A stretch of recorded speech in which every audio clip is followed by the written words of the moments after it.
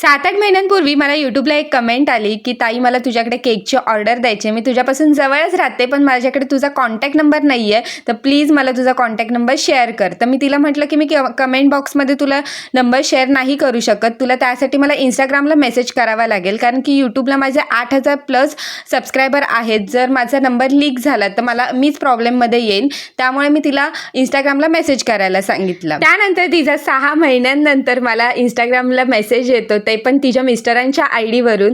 ती मला म्हणते की मी तुम्हाला कमेंट केलेली तीच मी आहे आणि मला या तारखेला केक हवे, आणि तिने 1 महिना आधीच माझ्याकडे ॲडव्हान्स बुक केला होता तिचा केक. त्या बिचारीने मला एवढे कमेंट्स केले होते ना, पण मी तिला नाही नंबर देऊ शकले आणि मला ते खूप कुठेतरी वाईट वाटत होतं की मी तिला कमेंट बॉक्समध्ये नंबर नाही देऊ शकत. पण काही का होईना ती माझ्यापर्यंत पोहोचली, याचा मला खरंच खूप आनंद वाटला जेव्हा तिने मला मेसेज केला.